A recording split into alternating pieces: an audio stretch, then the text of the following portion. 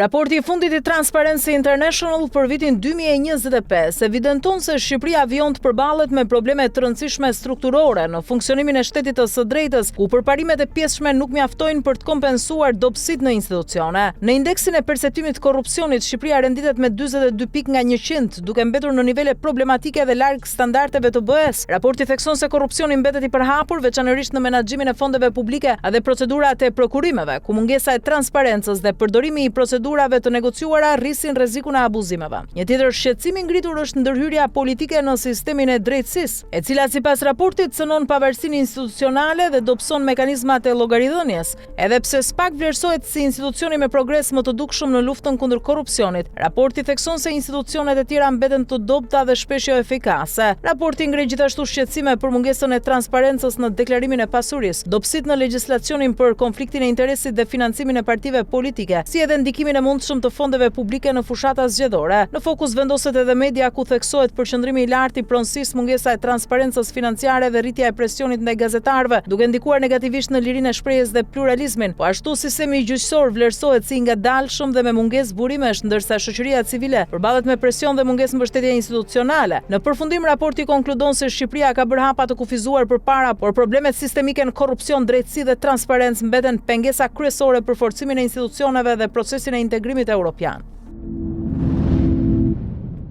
Seanca e sotme plenare në Kuvend u shoqërua me debate të forta mes mazhorancës dhe opozitës, ku në qendër ishin ndryshimet në rregulloren parlamentare dhe akuzat për kufizim të hapësirës së opozitës. 3 interpelancat e kërkuara nga opozita me ministrin e mbrojtjes, ministren e arsimit dhe zëvendës kryeministren u shtyn për shkak të mungesës së tyre në seancë plenare, duke shkaktuar reagime të forta nga demokratët. Ndërkohë, kreu I grupit parlamentar socialista Uland Balla kërkoi shtyrjen e shqyrtimit të projektligjit për Gardën e Republikës, duke argumentuar se nevojitet më shumë kohë në komisione para debatit në seancë plenare. Nga ana tjetër, kryedemokrati Berisha kërkoi rikthimin e naftës pa taksa për fermerët, duke akuzuar qeverinë për mungesë mbështetje ndaj bujqësisë dhe duke e krahasuar situatën me vendet e rajonit. Kritikave ju përgjigj ministri I bujqësisë Andi Salla, I cili deklaroi se qeveria ka rritur mbështetjen për fermerët dhe se buxheti për sektorin arrin në 52 milion euro, së bashku me një fond shtesë për kompensimin e kostove të prodhimit. Seanca u karakterizua nga përplasje politike e debate të forta mbi bujqësinë, rregulloren dhe mënyrën e funksionimit të kuvendit. Mirpo nga opozita I tejkaluan edhe këto në raport me akuzat që lëshuan në drejtim të mazhorancës, me deklarata të forta për aferat korruptive, për procesin e integrimit dhe të pathënat për të, apo edhe për propagandën e demaskuar një ditë më parë me samitin e diasporës në Tiranë. Kryeministri Edi Rama nisi sot një vizitë disa ditore në Rom dhe Barcelonë. Ditën e sotme, kryeministri shqiptar u prit nga homologja italiane në Palazzo Chigi, Giorgia Meloni, me ceremoni zyrtare. Si në çdo takim tjetër mes tyre, edhe sot kryeministri Rama rezervoi ulje në gjunjë për homologen italiane. Ditën e sotme, Rama u takua edhe me ministrin italian të mbrojtjes, Guido Crosetto. Vizita e Ramës vjen në kuadër të angazhimeve ndërkombëtare dhe forcimit bashkëpunimit me partnerët evropian. Pak përpara takimit me Melonin, Rama reagoi shkurtimisht në Facebook. Rom, duke përsëritur mësimet përpara takimit se motra e Italisë nuk të fal me njohuritë që ka për çdo projekt, shkroi Rama krah fotos me dokumente në duar. Por pyetja që lind natyrshëm, referuar edhe marrëdhënies së ngushtë mes kryeministrit Rama dhe homologes Meloni. Pse shkoi Rama në Rom dhe pse u mbyll ky takim pa një konferencë të përbashkët për shtyp? A mos ndoshta ka një pazar të radhës në horizont? Por çfarë shkroi Rama në rrjetet e tij sociale pas takimit në tapetin e kuq me Melonin? Të gjitha qeveritë e Italisë në 35 vitet e fundit kanë qenë posaçërisht dashamirëse ndaj Shqipërisë, por asnjë qeveri italiane nuk ka vënë në lëvizje një program kaq të ngjeshur bashkëpunimi strategjik me Shqipërinë sa qeveria e Giorgia Melonit. Afrimi I mëtejshëm me Italinë përmes projekteve të mëdha e konkrete sjell më shumë zhvillim e siguri për Shqipërinë, thot ai. Pas Romës, Rama do të zhvendoset ditën e nesërme në Barcelonë, aty ku pritet të takohet me homologun spanjoll Pedro Sanchez dhe të marrë pjesë në punimet e mbledhjes së 4 të samitit në mbrojtje të demokracisë që zhvillohet në Barcelonë. Samit në cilin pritet të ketë takime edhe me zyrtar të lartë të vetë Bashkimit Evropian. Kreu i delegacionit të Bashkimit Evropian në Shqipëri Silvio Gonzato theksoi sot rëndësinë e forcimit të institucioneve dhe rritjes së besimit të qytetarëve gjatë prezantimit të raportit vjetor të Avokatit të Popullit. Ai u shpreh se pavarësia institucionale dhe mekanizmat e kontrollit janë element kyç për ecurinë e Shqipërisë në procesin e integrimit evropian, duke i konsideruar pjesë thelbësore të grup kapitullit të themeloreve që përcakton ritmin e negociatave me Bashkimin Evropian. Gonzato theksoi se rekomandimet e institucioneve nuk duhet të mbeten në letër, por të zbatohen në praktik për të pasur efekt real në funksionimin e shtetit dhe administratës publike. Ai bëri gjithashtu thirrje kuvendit që të sigurojë mbështetjen e nevojshme për institucionin e Avokatit të Popullit në mënyrë që ai të ketë burimet dhe kapacitetet e duhura për të përmbushur misionin e tij. Ish deputeti i Partisë Demokratike Ervin Saliani ka reaguar pas akuzave të forta të kryedemokratit Sali Berisha, i cili e lidhi me persona të botës së krimit gjatë një takimi në Berat. Në një postim në Facebook, Saliani i cilëson deklaratat e Berishës si të pavërteta dhe të motivuara nga frika e garës dhe humbja e privilegjeve politike. Ai shpreh se sulmet ndaj tij vijnë nga mungesa e argumenteve dhe besimit politik, duke i quajtur ato shpifje dhe përpjekje për baltosje. Saliani thekson se nuk ka bërë kurrë pazare me qeverinë e Edi Ramës, ndërsa akuzon se të tjerë brenda kampit të djathtë kanë vepruar ndryshe. Ai përmend gjithashtu se ka paguar personalisht për qëndrimet e tij politike, përfshirë edhe burgun, por pa u tërhequr nga bindjet e tij. Në reagimin e tij, deputeti demokrat kërkon garë të hapur dhe të ndershme brenda Partisë Demokratike, duke deklaruar se nuk i trembet asnjë përballje politike dhe se do të vijojë betejën e tij deri në ndryshimin e situatës në opozit. Deputetja demokrate Jurida Tabaku akuzoi sot qeverinë e Edi Ramës se nuk mbështet bujqësinë dhe fermerët, ndërsa sipas saj keq përdor edhe fondet e BE-s. Tabaku thotë se fermerët shqiptar marrin vetëm rreth 139 euro në vit subvencione, një shifër që sipas saj është shumë herë më e ulët krahasuar me vendet e rajonit dhe BE-n. Ajo thekson se në vende si Serbia mbështetja për bujqësinë është disa herë më e lartë, duke krijuar një hendek të madh konkurrues. Në fjalën e saj në kuvend, deputetja akuzoi qeverinë edhe për skandalin e fondeve IPARD, duke pretenduar se 116 milion euro janë keq përdorur dhe nuk kanë shkuar te fermerët, por te një pakicë përfituese. Sipas ai, kjo përbën dështim dhe korrupsion në menaxhimin e fondeve europiane. Tabaku kushtoi se bujqësia shqiptare ka rënë ndjeshëm si pjesë e ekonomisë dhe se vendi po orienton kapitalin drejt sektorëve të ndërtimit dhe pasurive të paluajtshme në dëm të prodhimit bujqësor. Në përfundim ajo akuzoi qeverinë se suksesin e mat me propagandë, ndërsa realiteti i fermerëve mbetet i vështirë dhe i pambështetur. Hetimet e SPAK-ut për dosjen IPARD po shkojnë drejt përfundimit, ndërsa prokuroria e posaçme ka nisur komunikimin e akuzave ndaj disa prej personave nën hetim për dyshimet mbi abuzimin me fondet europiane të bujqësisë. Çështja lidhet me dyshimet se miliona euro të destinuara për fermerët shqiptar janë shpërndarë në mënyrë të parregullt përmes skemave të konsulencës dhe projekteve private. Hetimi i nisur pas kallëzimeve dhe gjetjeve të zyrës europiane kundër mashtrimit ka zgjatur më shumë se 2 vite dhe është në fazën përfundimtare. IPARD, ndaj të cilit janë komunikuar akuzat, është Reni Ashiku, administratori një kompanie konsulence i dyshuar për ushtrim të ndikimit paligjshëm në përfitimin e fondeve IPARD. Ndërkohë ende nuk është e qartë nëse do të ketë akuza edhe për ish drejtoreshën e AZBR-s Frida Krifca, e cila është marrë më herët në pyetje nga SPAK. Sipas hetimeve dhe raportimeve të OLAF, në disa raste përfituesve u janë kërkuar pagesa të larta përmes kompanive të ndërmjetme, ndërsa fondet dyshohet se janë devijuar nga qëllimi fillestar për mbështetjen e fermerëve dhe zhvillimin rural. Bashkimi Evropian ka pezulluar më herët financimet e mëtejshme të programit IPARD, duke kërkuar hetim të plot për mënyrën e administrimit të fondeve. SPAK vijon hetimet, ndërsa dosja konsiderohet një nga më të rëndësishmet për fondet europiane në Shqipëri. Hetimet e SPAK për dosjen e 21 janarit 2011 vijojnë prej rreth 2 vitesh pas vendimeve të gjykatës së Strasburgut dhe gjykatës së lartë që kërkuan zbardhjen e plotë të ngjarjes ku humbën jetën 4 protestues. Së fundmi në prokurorinë e posaçme është depozituar edhe një audio që pretendohet se përmban urdhra të dhënë gjatë protestës së dhunshme të opozitës së asaj kohe, duke shtuar pritshmëritë për ecurinë e hetimit. Ndërkohë xhaxhai i njërit prej viktimave, Mark Nika, ka shprehur zhgënjim për ritmin e hetimeve, duke pretenduar mungesë vullneti nga SPAK për avancimin e çështjes. Ai ishte sot në prokurorinë e posaçme ku u mor në pyetje dhe në dalje për gazetarët ju drejtua grupit parlamentar socialist duke kërkuar që kuvendi të ndërhyjë përmes një rezolute që të përshpejtojë zbardhjen e ngjarjes. Sipas tij nuk po zbatohen plotësisht vendimet e gjykatave ndërkombëtare dhe duhet hetuar i gjithë zinxhiri komandues i kohës së ngjarjes. SPAK ka marrë më herët në pyetje disa zyrtarë të lartë asaj periudhe e përfshirë ish president dhe ish ministra, por deri më tani nuk janë bërë publike zhvillime të reja në hetim, duke mbajtur çështjen ende në fazën paraprake.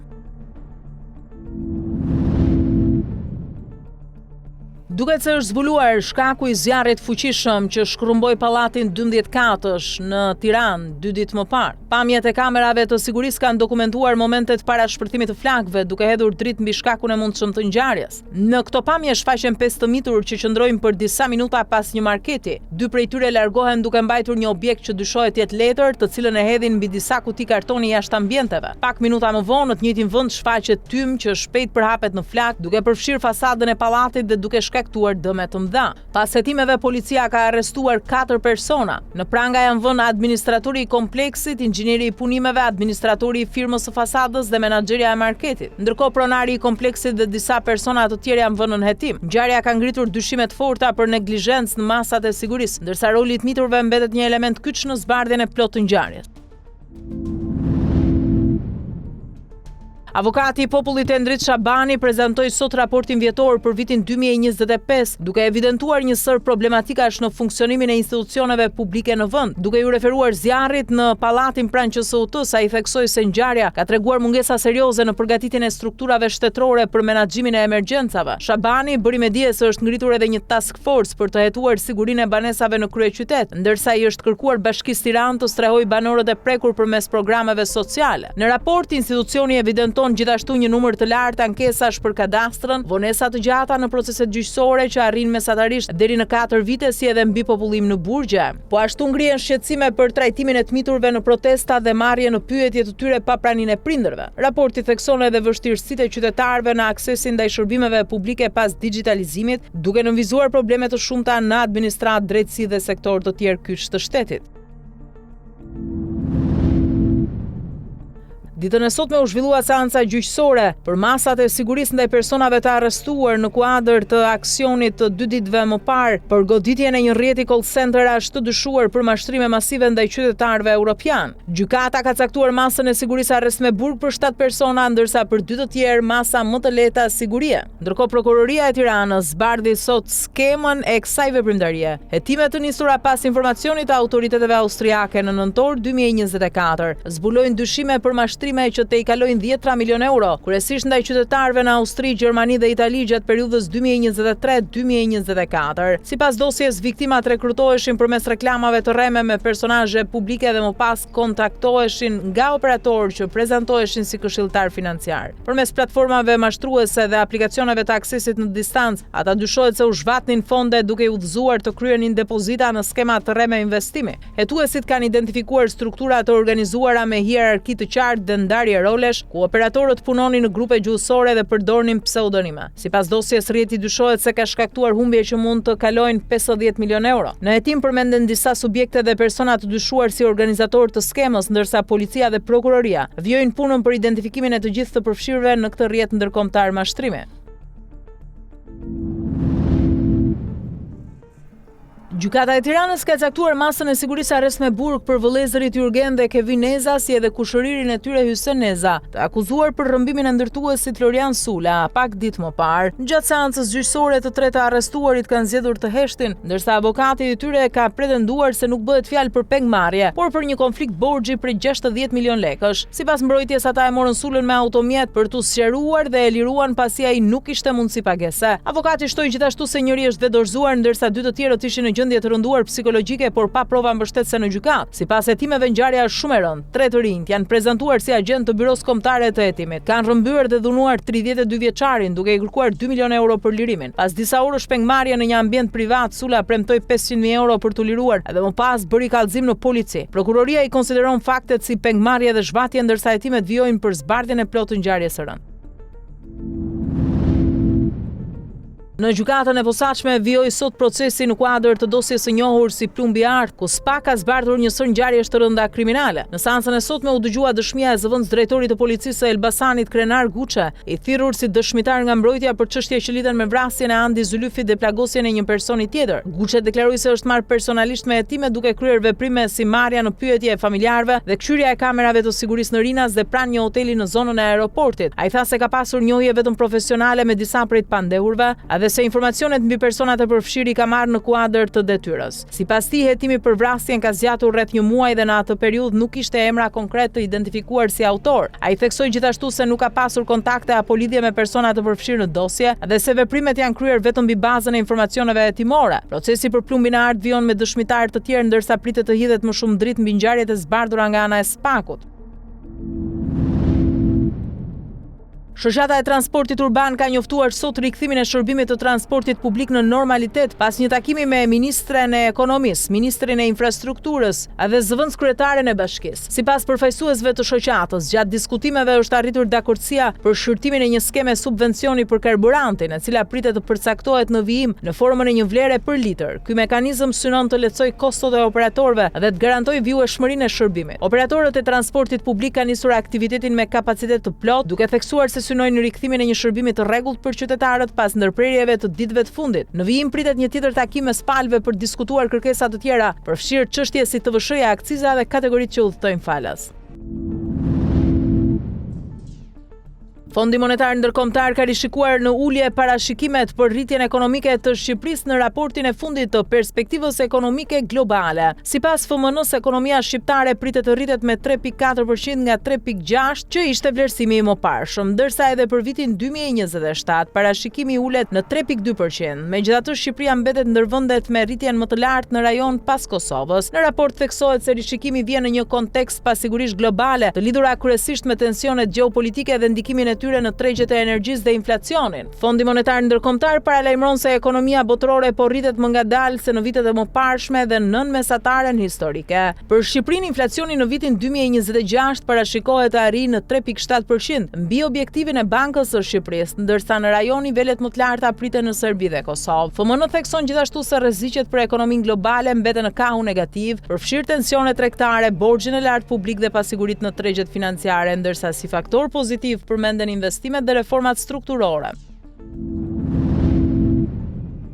Një ngjarje e rëndë është regjistruar sot në Malishev, ku 3 persona kanë humbur jetën pas një zjarri që përfshiu një banesë në lagjen Mirdita. Sipas informacioneve paraprake, dyshohet se zjarri është shkaktuar nga shpërthimi i një bombole gazi, duke sjellë pasoja fatale për babain 35 vjeç dhe 2 fëmijët e tij të moshës 9 dhe 12 vjeç. Viktimat dyshohet se kanë ndëruar jetë nga asfiksia. Autoritetet policore në rajonin e Gjakovës kanë konfirmuar ngjarjen e rëndë, ndërsa ekipet e emergjencës, zjarrfikësit dhe policia ndërhyn menjëherë pas njoftimit për ngjarjen. Pas shuarjes së flakëve, trupat e 3 viktimave janë gjetur brenda banesës dhe janë konstatuar pa shenja jete në qendrën e mjekësisë familjare në Malishev. Hetimet janë në vijim, ndërsa prokuroria është njoftuar për zbardhjen e plotë të rrethanave të ngjarjes.